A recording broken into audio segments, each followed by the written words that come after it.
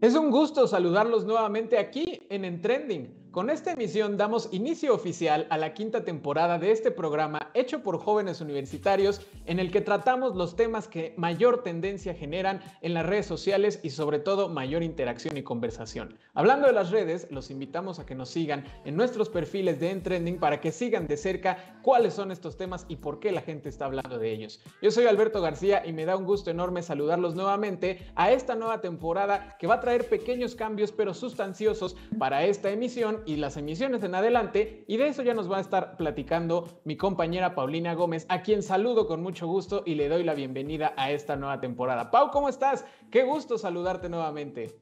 Hola Beto, también pues muy feliz de saludarte, muy bien, gracias. También saludo a todos los que nos están viendo a través de la señal de TV UNAM. Y como bien lo mencionas, traemos nueva temporada, nuevos cambios, nuevas tendencias y por supuesto integrantes y conceptos que esperamos pues sean de su agrado. Y como siempre yendo sobre las tendencias y los temas más importantes de la semana. Y pues les cuento que ahora nuestro programa de Trending tendrá una sección dedicada a hablar de las tendencias más importantes y destacadas de la semana. También tendremos una sección nueva en la que hablaremos de las noticias de la UNAM y algunas recomendaciones de todo tipo para hacer y tener en cuenta cada semana hacia nuestro público. Y bueno, pues les cuento que en el programa del día de hoy platicaremos en el reportaje de la cuarta ola que seguimos viviendo en el mundo sobre COVID-19. También tendremos en la entrevista pues una plática muy amena sobre la actualidad en el cine y también pues esta nominación reciente a los premios Oscar.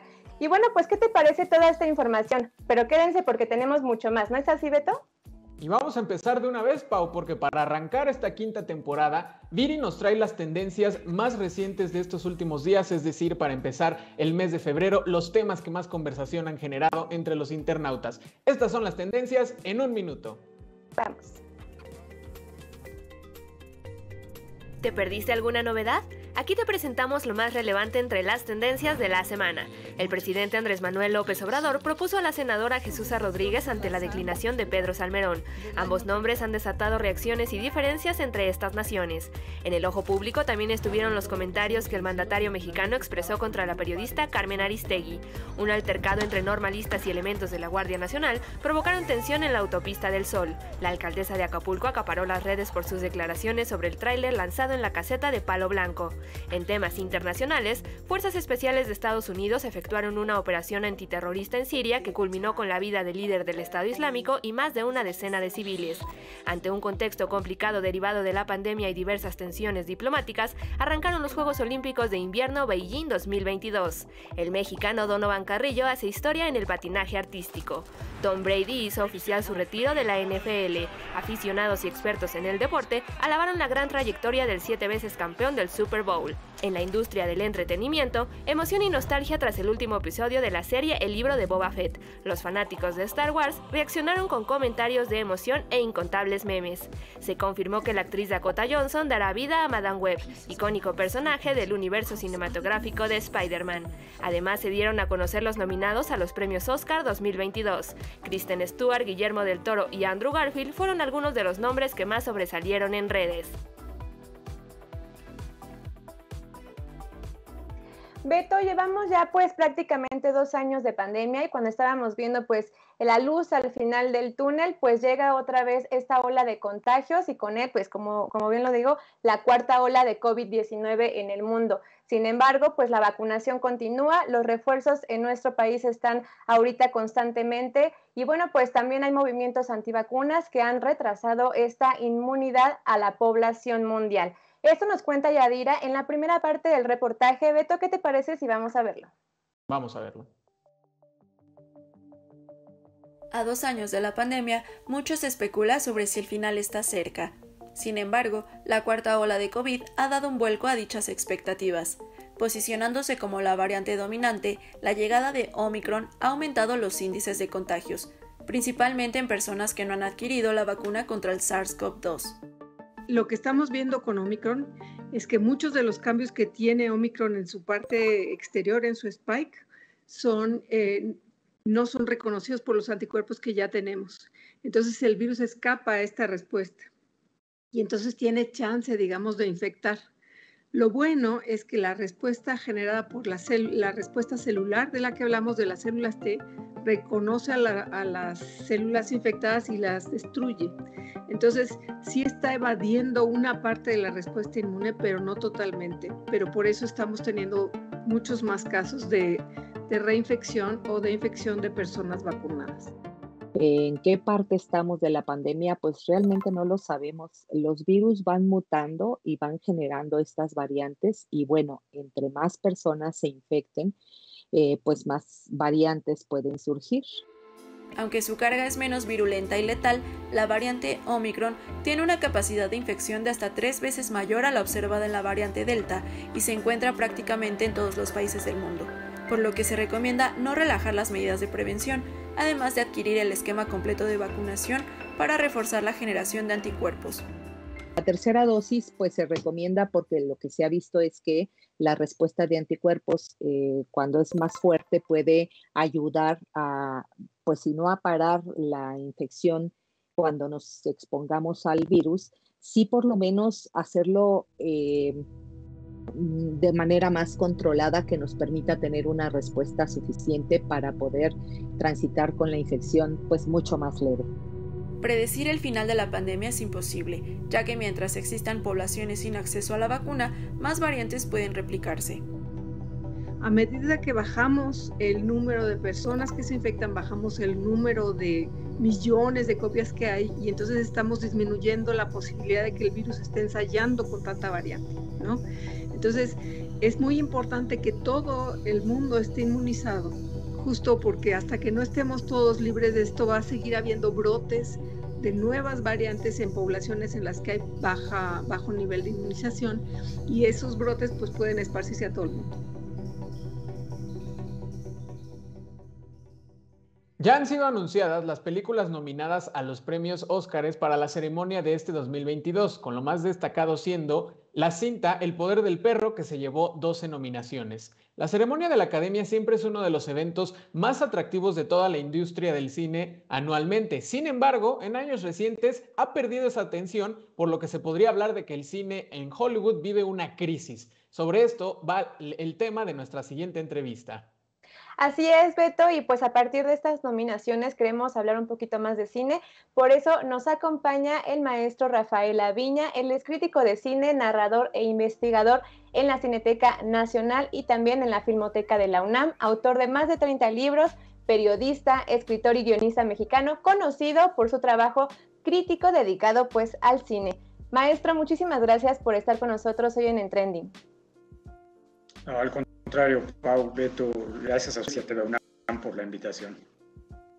Maestro, le damos la bienvenida una vez más y pues vamos directo a la materia. ¿Cómo está el cine actualmente? ¿Cuál es la situación del séptimo arte, tanto en nuestro país como la recuperación post-COVID, si así le podemos llamar? La gente ya está regresando a las salas de cine. ¿Cómo está la situación del cine en estos momentos? Bueno, la verdad es que sí es una situación muy complicada. Sí ha sido difícil, lo hemos visto, las plataformas es lo que realmente impera en este momento. En México vi unas estadísticas que me sorprendieron y alarmaron mucho. Por ejemplo, 2019 fueron 1.767 millones de pesos que entraron en México. En 2020 se redujo a la cuarta parte, 421 millones, y en el 2021 a 277 millones.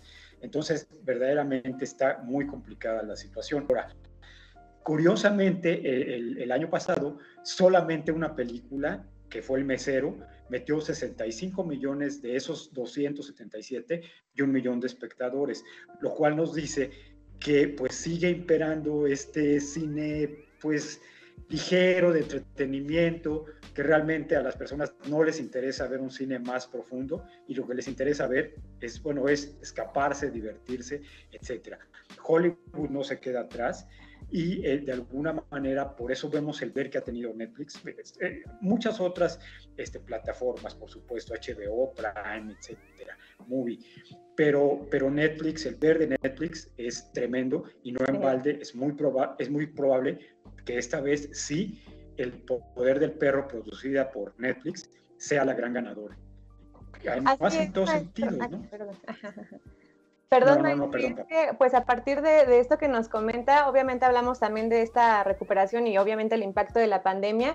Y pues a partir de estas nominaciones que vemos, pero también hemos visto la evolución que ha tenido pues la academia en este tipo de premiación, y hablamos también de muchas premiaciones y muchas ceremonias, porque realmente ha evolucionado pues las temáticas sociales que abordan ahora en estas premiaciones más incluyentes. ¿Cómo ha sido pues esta evolución en los temas que vemos en las películas nominadas en los últimos años?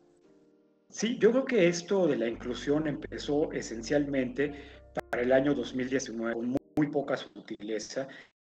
O sea, yo recuerdo el caso de Roma, por ejemplo.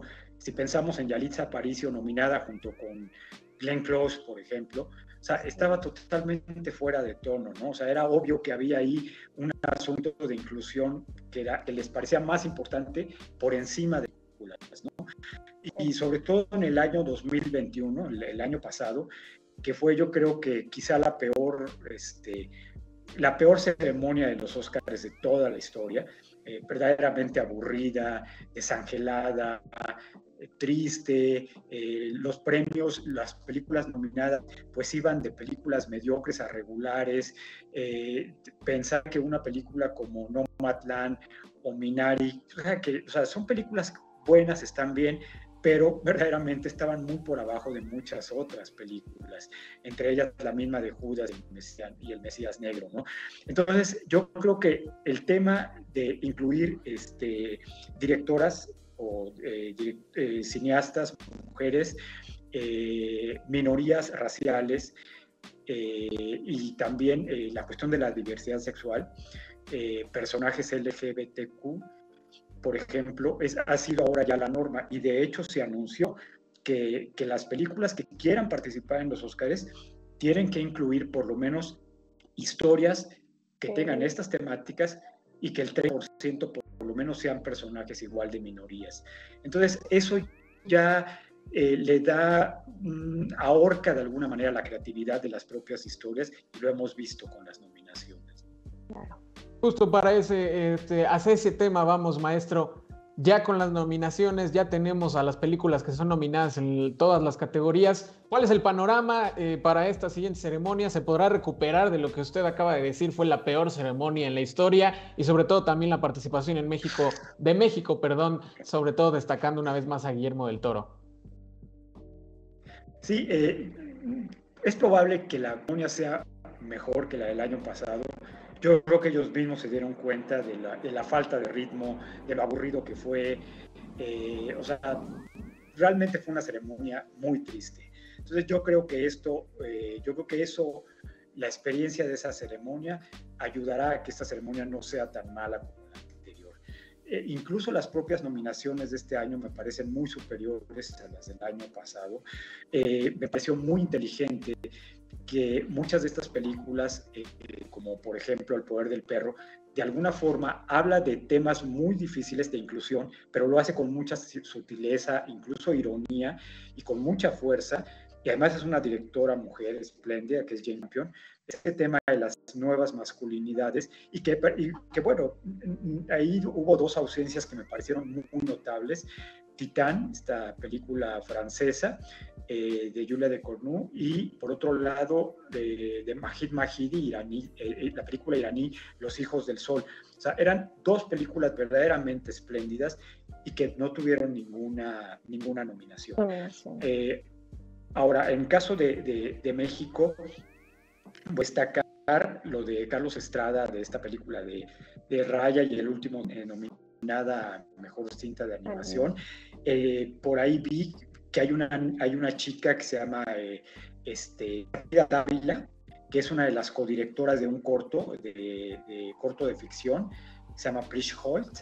Y bueno, obviamente Guillermo del Toro pues es un personaje muy importante en Hollywood y en México. Y en México pues es muy querido, es un director sumamente atractivo, es un director que yo creo que todos queremos y admiramos mucho. Su película es espléndida, pero es evidente que la película no va a ganar.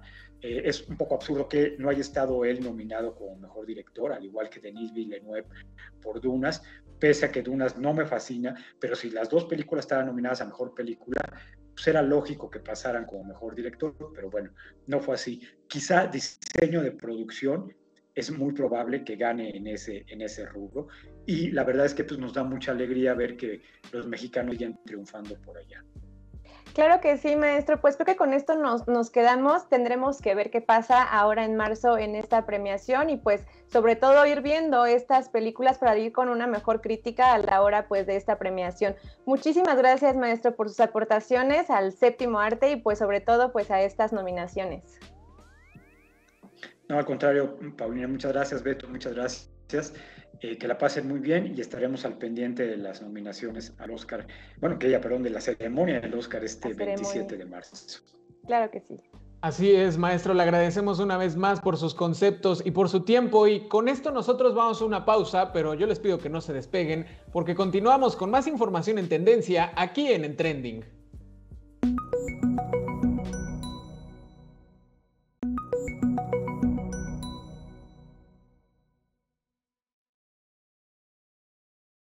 Regresamos a Trending para presentarles lo más destacado de la Universidad Nacional en esta semana. Comenzamos con avances y proyectos científicos.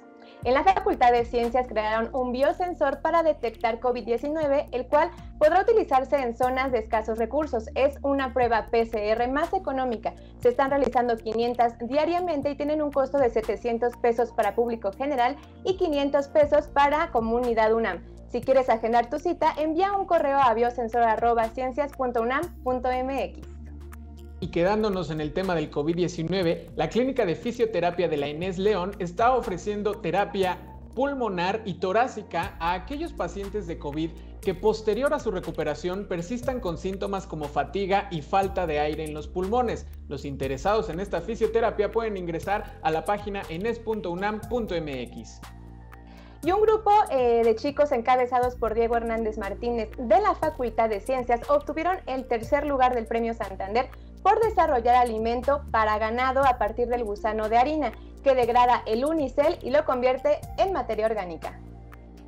En conjunción con la Agencia Espacial Mexicana, la Secretaría de Relaciones Exteriores y el Gobierno del Estado de Hidalgo, la UNAM puso en marcha el proyecto Colmena, una misión espacial que mandará 5 mini robots a alunizar en nuestro satélite natural y hacer una exploración en la superficie de la Luna en próximo junio. Y finalmente, a través de la bioluminiscencia, el Instituto de Biotecnología Campus Morelos desarrollan fármacos para combatir el cáncer y entender el desarrollo de los tumores. Replican una reacción química que produce luz llamada bioluminiscencia y con ella encontrar fármacos para prevenir el crecimiento de estos mismos tumores. Para nuestro siguiente segmento nos vamos a quedar dentro de la UNAM, y es que uno de los temas en tendencia en estos días pues es el fútbol americano. Razón a que el Super Bowl se va a jugar el domingo entre los Rams de Los Ángeles y los Cincinnati Bengals, pero este deporte no es exclusivo solo de los Estados Unidos. Ha sido parte fundamental en la creación de una identidad y de una imagen de nuestra Universidad Nacional Autónoma de México. En el proyecto UNAM, Adrián justamente nos cuenta la historia de los Pumas y de su trascendencia histórica en nuestra casa de estudios. Pau, ¿te parece si vamos a verlo? ¡Vamos! El fútbol americano ha tenido un papel muy importante en la historia de la UNAM, siendo el deporte más emblemático y representativo de esta casa de estudios. En 1927 nació el fútbol americano al interior de la institución. En esa época, algunos universitarios que habían tenido contacto con la disciplina en Estados Unidos, cuna de este deporte, lo introdujeron de manera informal en la universidad, adaptándose a los recursos que vivía en aquel momento esta casa de estudios. El equipo necesitaba colores distintivos y su orientación final fue el azul y oro, que al día de hoy son fundamentales en la identidad universitaria. Inspirado en los irlandeses peleadores, equipo de la Universidad de Notre Dame en Indiana, Estados Unidos. Otro de los elementos que aporta identidad al equipo fue el rostro de un felino que mostraba rapidez, agilidad, fortaleza y valentía, una de las diversas aportaciones del tapatío Méndez. Pero uno de estos aprendices, ¿no?, que se convirtió en el gran maestro de muchos, fue el entrenador Roberto Méndez, ¿no?, mejor conocido como el Tapatío, y él fue el que tuvo esta idea de nombrar al equipo como Pumas, ¿no? Porque él asemejaba a los jugadores del equipo de universidad a estos felinos. La historia de los Pumas tuvo acontecimientos importantes con el coach Tapatío Méndez, quien en su momento fue el más exitoso a nivel nacional, desde la inauguración del Estadio Olímpico Universitario hasta el primer clásico Pumas contra Politécnico, en donde los Pumas se llevaron la victoria 20-19 en el clásico de mayor patrimonio deportivo, antecedente para la ya conocida rivalidad entre ambas instituciones. ¿No? Ese primer juego va a estar plagado, ¿no?, de estos elementos míticos y heroicos, ¿no?, que se desarrollan en juegos de esta calidad, ¿no? Un juego espectacular. En 1998, después de tener varios equipos representativos en CEU y diversas FES, el fútbol americano se redujo a 2 escuadras, Pumas Ciudad Universitaria y Pumas de la FES Acatlán, que hasta la actualidad siguen representando a la institución. Los 37 campeonatos nacionales de Liga Mayor logrados por los equipos universitarios, la mayor cantidad para una institución en este deporte, reflejan la importancia de la historia del equipo.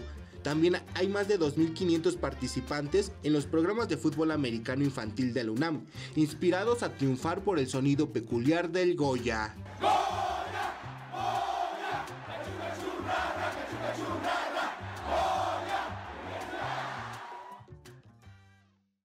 Y ahora vamos a continuar hablando acerca de esta cuarta ola de COVID-19. En México se continúa con la vacunación y los refuerzos para su población. Sin embargo, en otros países pues continúan estos movimientos antivacunas y estas protestas que no solamente retrasan la inmunización, sino también el fin a la pandemia. Yadira nos da más detalles en la segunda parte del reportaje. Vamos a verlo. A pesar de los esfuerzos por erradicar este virus, siguen existiendo diferentes obstáculos para inmunizar a gran parte de la población mundial. Por un lado, la inequidad en el abastecimiento de vacunas a países de escasos recursos desencadena una tasa baja de inmunidad. Por otro, la presencia de colectivos que se declaran antivacunas y cuestionan la seguridad de la inmunización. Estos no son movimientos nuevos. De hecho, desde hace varios años ya la Organización Mundial de la Salud declaró como una de las emergencias de salud en el mundo los movimientos antivacunas, porque no solo tenemos los casos de anti-COVID, de personas que no se quieren vacunar contra COVID, sino que hay movimientos que no quieren vacunar a los niños contra ninguna de las enfermedades de las que nos hemos librado. Y eso ya nos estaba causando muchos problemas de brotes, por ejemplo, de sarampión, que es una enfermedad totalmente prevenible por vacuna, justo por estos movimientos. La presencia de colectivos antivacunas en el mundo constituyen una amenaza cada vez mayor para los programas de vacunación. Aunque es una problemática en común, estos casos dependen del contexto y la política de cada país. En Canadá, por ejemplo, recientemente se registraron protestas contra la obligatoriedad de la vacuna para los camioneros que cruzan la frontera entre Estados Unidos y Canadá. En Europa, las manifestaciones antivacunas se han hecho presentes ante la declaratoria de vacunación obligada en diversos países, la confinación parcial y otras restricciones para frenar la cuarta ola de COVID.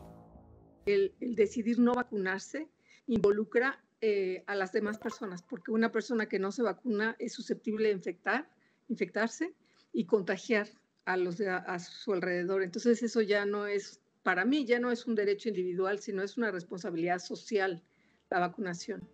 Un poco lo que aquí toca es tratar de convencer a las personas de pues que estos son métodos que se utilizan pues justo para lograr esta erradicación o por lo menos eliminación de la transmisión viral, que en el caso pues el SARS-CoV-2 es una de las formas en las que seguramente podremos ir conteniendo cada vez más el número de casos.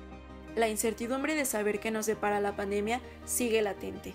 Las vacunas han sido de gran ayuda para mitigar las muertes y contagios, además de que atender las medidas con el uso correcto del cubrebocas y el lavado constante de manos siguen siendo fundamentales para erradicar esta emergencia sanitaria.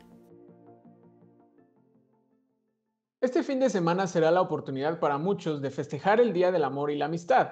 y sea con tus amigos o con tu pareja, no te puedes perder las recomendaciones que Renata nos trae esta semana, que incluyen actividades al aire libre, cine y por supuesto museos. Pau, vamos a ver las recomendaciones que Renata nos preparó. Vamos a verlas. Este fin de semana es ideal para compartir momentos de amor y amistad en la Ciudad de México. Si aún no tienes planes y eres amante del anime, no puedes perderte el ciclo de cine al aire libre, De la mano con Totoro, una propuesta de la Casa del Lago de la UNAM. Cada sábado durante el mes de febrero, las animaciones del famoso estudio Ghibli serán proyectadas de manera gratuita en la segunda sección del Bosque de Chapultepec, una actividad ideal para todas las edades. ¿Te animas a vivir un momento romántico bajo la floración de los cerezos?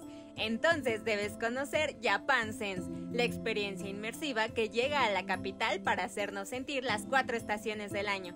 Visita su sitio web para conseguir tus boletos y acceder a la Casa de la Cultura México-Japonesa, recinto que busca mostrar a los mexicanos la naturaleza y tradiciones que albergan las tierras niponas. Ahora que si lo tuyo son más las caricaturas, entonces seguro la exposición de Snoopy es ideal para ti. El Beagle blanco y negro más famoso del mundo llega junto a su familia de Peanuts al Museo Mexicano del Diseño para compartir datos curiosos sobre su vida, presentar a su creador, además de tiras cómicas originales y figuras exclusivas. Así que ya puedes decirle a tu acompañante o acompañantes cuál fue la recomendación que más te gustó. Recuerda seguir los protocolos de sanidad y divertirse al máximo. Y con estas recomendaciones llegamos al final de nuestro programa. Esperamos que haya sido de su agrado este primer episodio ya de la 5ª temporada y pues sobre todo que hayan aprendido algo diferente sobre las tendencias y los temas más relevantes de la semana. Y bueno, pues es importante seguir informándonos y cuidándonos porque continúa esta pandemia de COVID-19 en nuestro país y en el mundo. Y pues bueno, nosotros así es como llegamos al final de esta emisión. ¿No es así, Beto? Así es, Pau, y sobre todo recordar que si bien parece que ya pasó lo peor de la pandemia, pues seguimos inmersos en esta emergencia sanitaria a nivel mundial. Les agradecemos mucho que hayan estado con nosotros en esta primera emisión de nuestra 5ª temporada aquí en Trending. Por supuesto, los invitamos a que nos sigan en nuestras redes sociales para que estén siempre al pendiente de los temas de los que más está hablando la gente en estas plataformas. Y por supuesto, la próxima semana, 20-30 horas, el jueves, a través de la señal de TV UNAM, aquí los vemos. Gracias, Pau, nos vemos. Adiós.